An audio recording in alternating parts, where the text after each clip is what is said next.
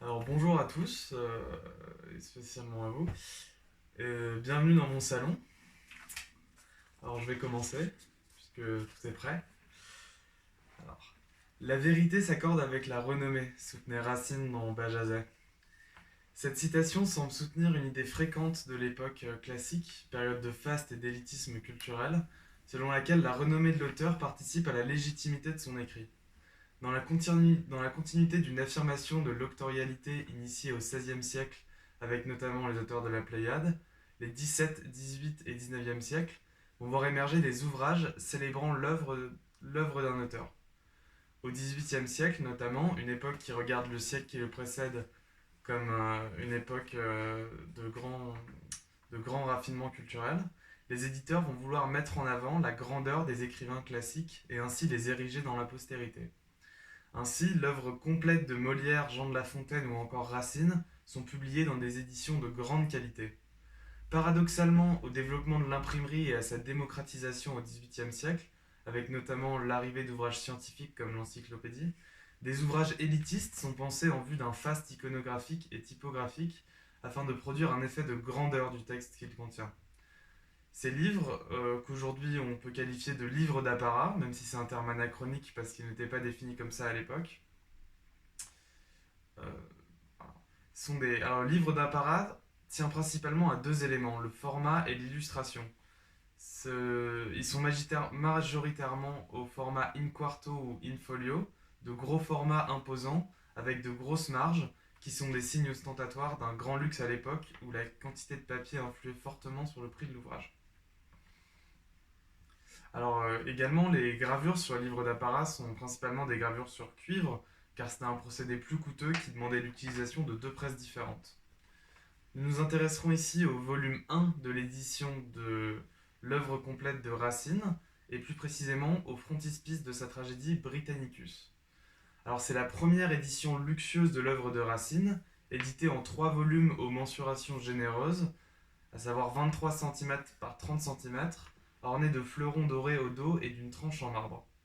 Alors publiée à Paris par Anne-Charlotte Delormel, alors éditrice et veuve de Michel-Étienne II en 1760, publiée sous le titre Œuvre de Racine. L'édition comprend un avant-propos sur l'auteur, puis ses 12 tragédies, chacune illustrée par un frontispice signé par les plus éminents graveurs de l'époque, à l'instar d'Aliamet, Flippard, L'Empereur, Sornic ou encore Tardieu. Alors notre auteur maintenant, Jean Racine naît le 21 décembre 1639 à la Ferté-Milon dans l'Aisne. Très tôt orphelin, il reçoit une éducation littéraire et religieuse d'une extrême rigueur. Promis à une carrière ecclésiastique, il entreprend très tôt de faire carrière dans les lettres, avec une orientation vers la poésie et le théâtre tragique. Il signe un premier succès avec sa tragédie Alexandre le Grand en 1665, puis avec Bérénice en 1667.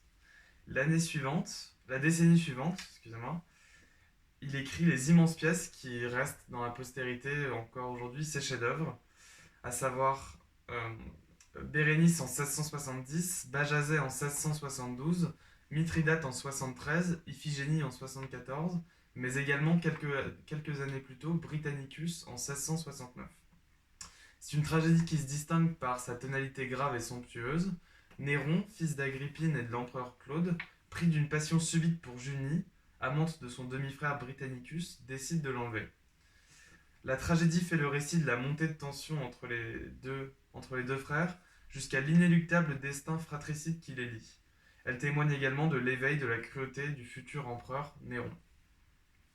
Alors le frontispice de la pièce, qu'on retrouve à la 375e page de notre édition, est une gravure sur cuivre de Dominique Sornic d'après un dessin de Jacques Sève. Elle illustre un moment précis de la tragédie, celui de la mort de Britannicus, à l'acte 5, scène 5. Alors dans notre édition, la gravure, qui dans une double page fait face à l'acte 1, scène 1, est accompagnée de paratexte. Néron, ayant invité Britannicus à un festin préparé, lui fit, par son gouverneur, verser dans sa coupe du vin empoisonné, dont ce prince tomba mort dans l'instant. Alors, nous verrons ici en quoi cette gravure rend compte de la tension tragique de la pièce et du style scénographique et pittoresque de Racine. Alors nous discuterons d'une part sur le choix de l'éditeur sur le thème représenté, Donc on verra le choix de la représentation, la portée allégorique du passage et la façon dont l'esthétique est repensée au XVIIIe siècle. Et ensuite, nous verrons les éléments qui semblent rendre compte dans la gravure du style de l'auteur. On verra qu'il y a une transposition du style écrit à un style illustré. Alors, la mise en avant de l'acte 5, scène 5 pose la question de la portée allégorique du passage. Pourquoi avoir choisi cet élément de la pièce pour en représenter son ensemble? Nous verrons ici la portée anthologique du passage et plus précisément de ce que je vais appeler l'instant. Alors tout d'abord, il convient de rappeler à quoi correspond cette scène. Après un long plaidoyer, Agrippine, afin de réconcilier ses deux fils,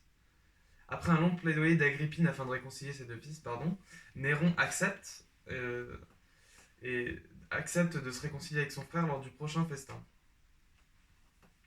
Ce changement de comportement de Néron est en réalité une feinte. Sous les vils conseils de Narcisse, il se décide à supprimer son rival lors du festin. La scène 5 de l'acte 5 met en scène un dialogue entre Agrippine et Burrus, le gouverneur de Néron. Ce dernier lui apprend l'assassinat de Britannicus dans un puissant monologue et lui fait le récit de la scène. Alors, le choix de cette scène afin de représenter l'ensemble n'est pas anodin. D'une part, elle témoigne d'une virtuosité de l'auteur de susciter chez son lecteur un effroi face à la violence de la scène, alors même qu'elle est régie par les contraintes du théâtre classique que l'on sait.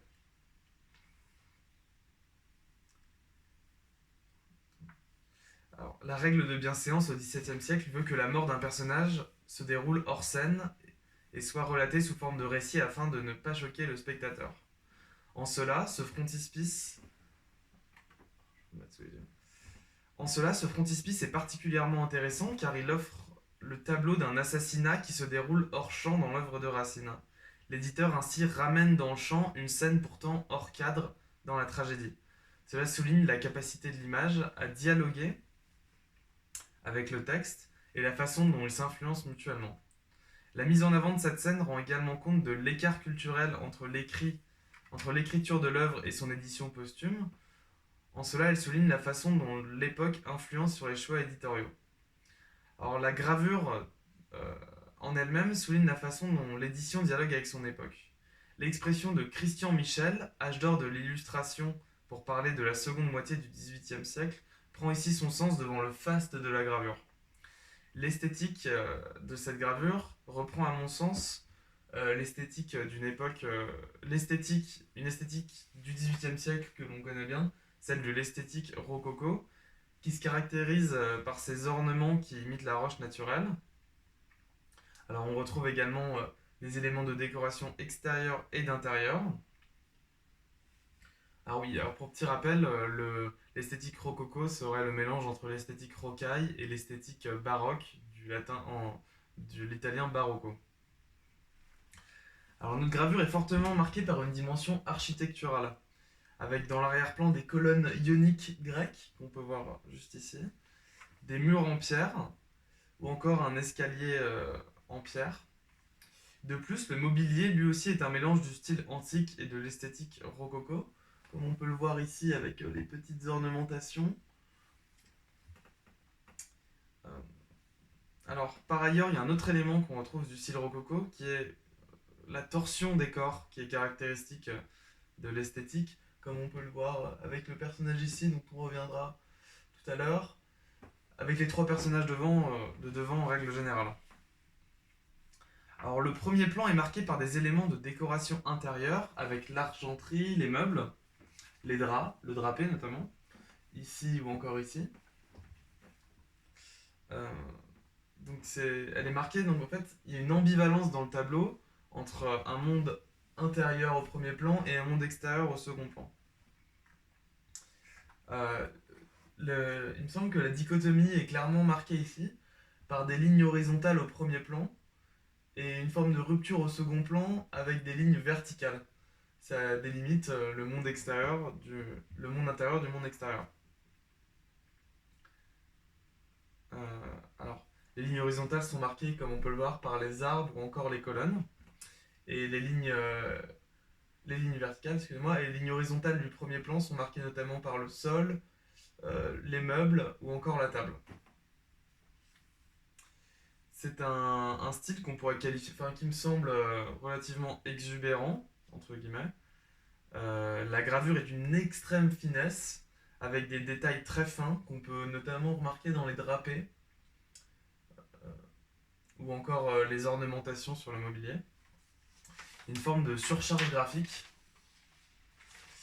Alors, le choix du thème n'est pas anodin, pour revenir sur la portée allégorique du passage. La pièce étant marquée par la rivalité entre Britannicus et Néron, la montée de tension au cours de la pièce trouve son apogée dans ce passage. Il me semble également apercevoir un certain paradoxe dans cette scène. Euh, c'est une scène qui est supposée être une scène de réconciliation, et pourtant elle est l'apogée de cette tension entre Néron et Britannicus. Alors différents éléments orientent le lecteur vers un point sensible de la gravure, la dépouille de Britannicus. À l'instar, il y a toutes les lignes de fuite, des regards convergent vers un point sensible qui est cet endroit de la gravure.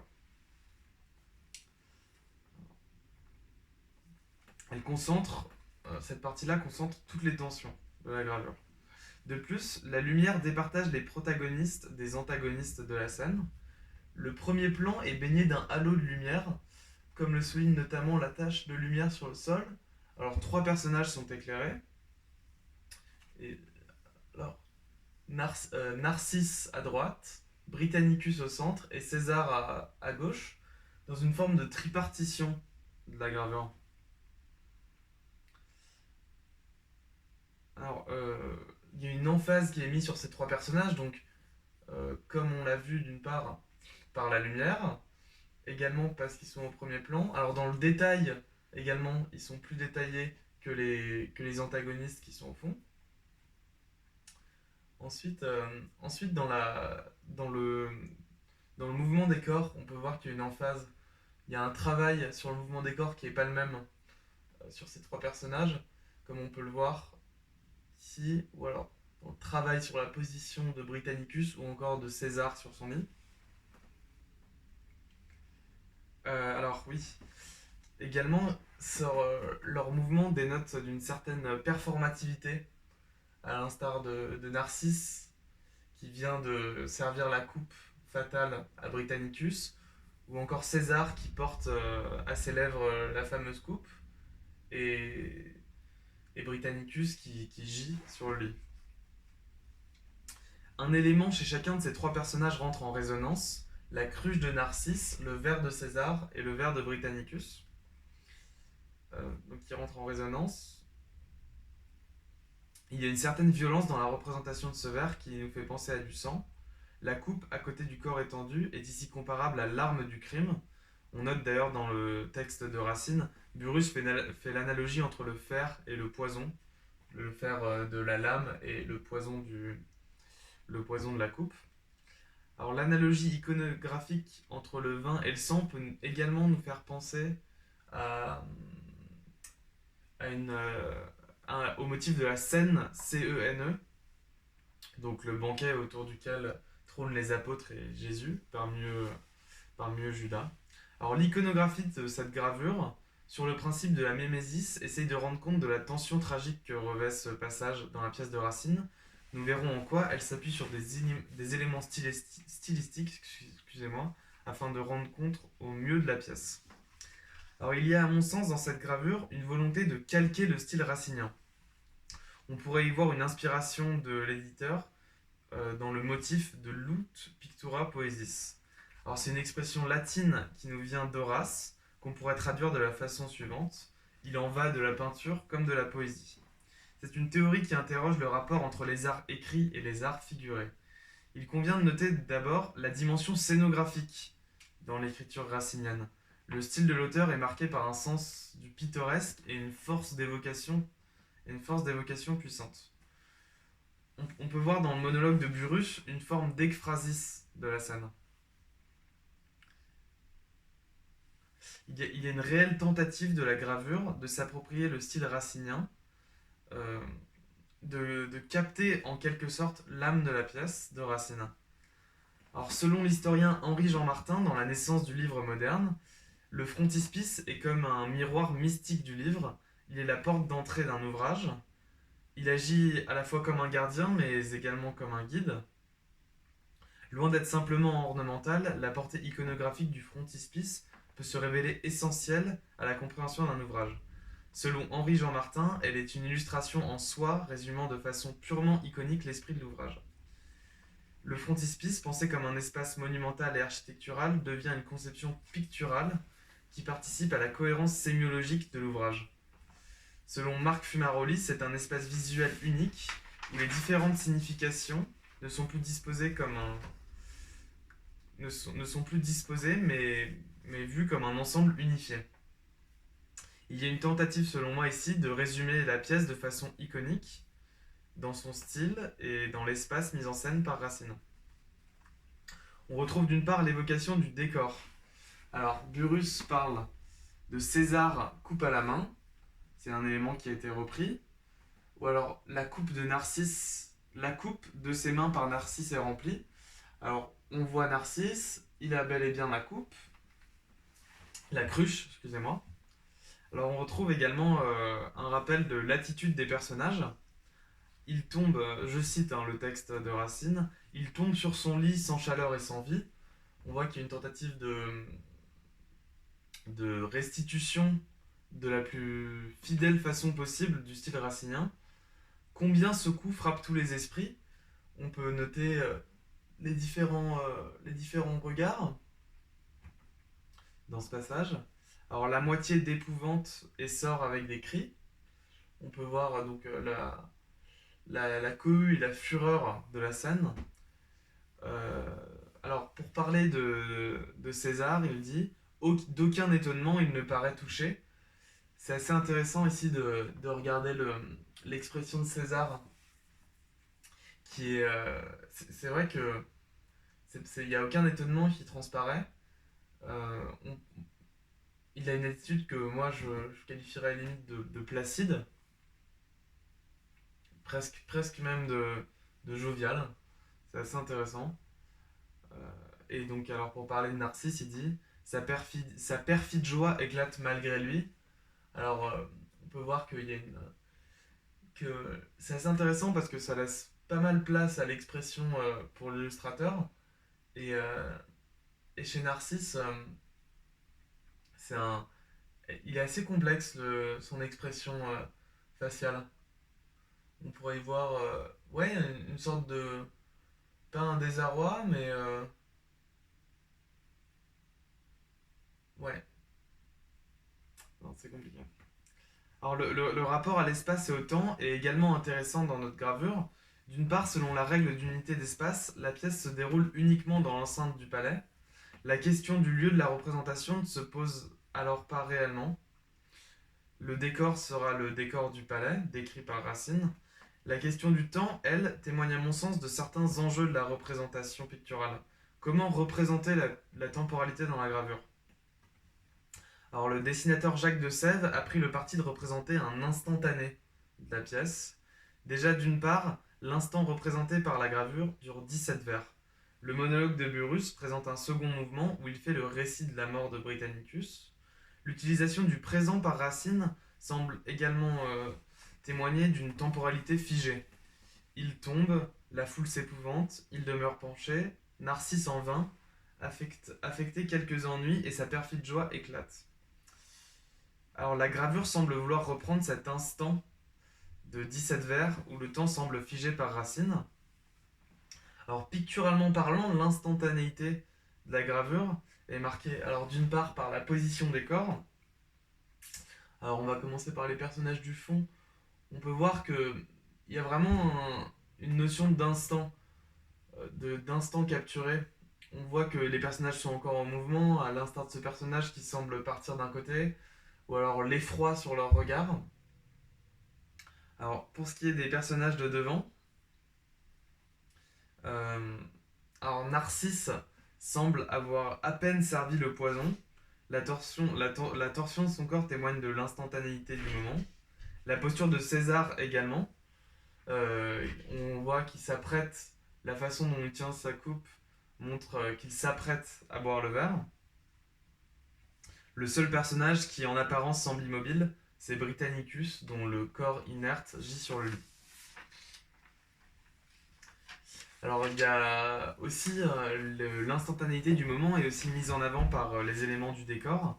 Si tous les éléments du décor sont figés, un lui est marqué par le mouvement capturé par l'instantanéité qui lui confère un caractère particulier, c'est la coupe, juste ici.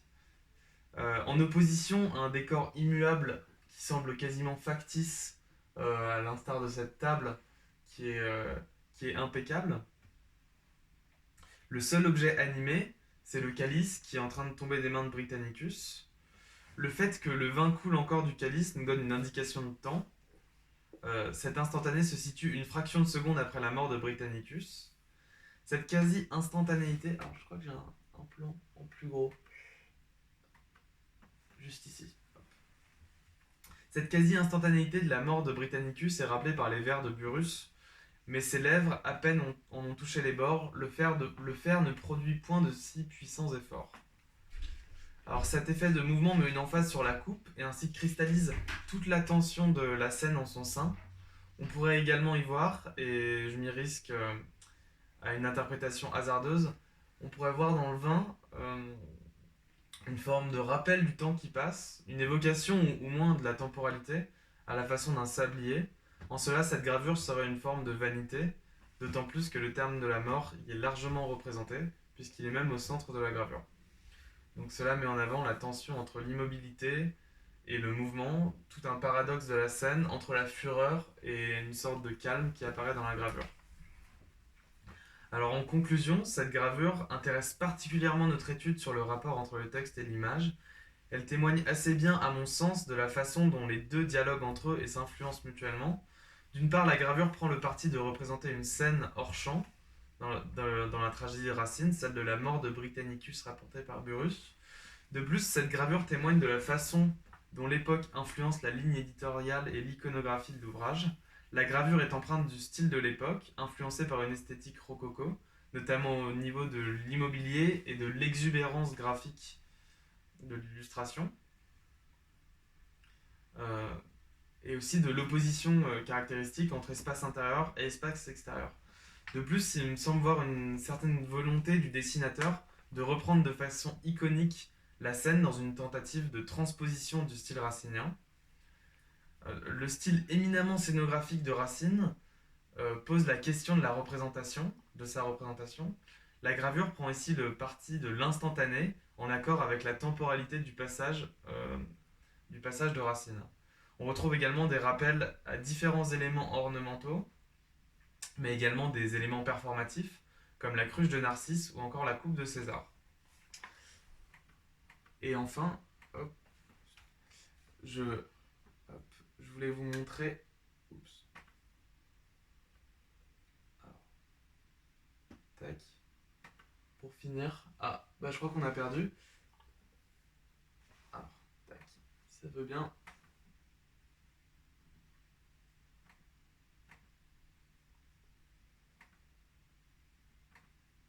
Alors, je voulais vous montrer, juste à titre d'exemple, et comme ouverture, cette gravure, donc c'est par Chauveau, grand illustrateur du XVIIe siècle. On peut voir une différence de style, notamment dans l'iconographie qui est énorme, mais également ici, une reprise, on pourrait parler ouais, d'une gravure relativement fidèle, à l'instar de la gravure de Dominique Sornic au texte de Racine. Voilà, merci beaucoup.